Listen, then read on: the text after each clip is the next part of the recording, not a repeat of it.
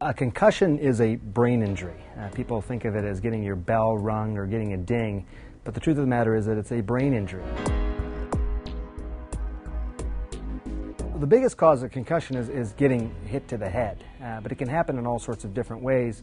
It can happen certainly on a sports field, a helmet-to-helmet collision, for example, but it can also happen in ways that you might not expect. For example, in a car accident, even if your head doesn't hit the dashboard or hit the windshield, just the violent moving back and forth of the brain within the skull during a car accident, for example, can cause a concussion.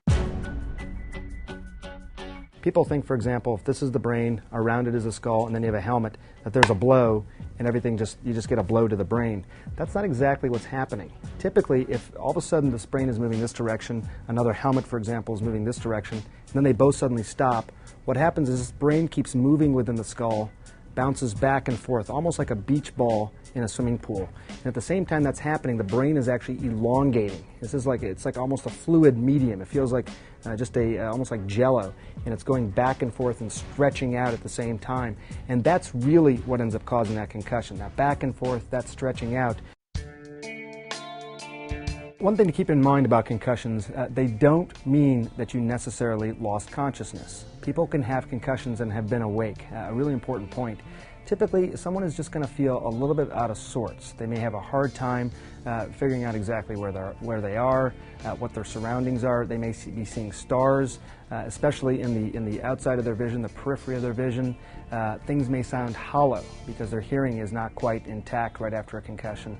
But typically, it's people around somebody who's had a concussion that are going to notice the most.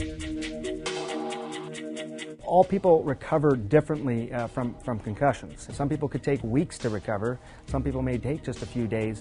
But the key is that they have to be absolutely symptom-free. They can't have any symptoms at all, because what that means is that the brain is not completely healed. And if the brain is not completely healed and the person gets a second concussion, then all of a sudden you've taken a problem that someone could recover from and turned it into a potentially fatal problem.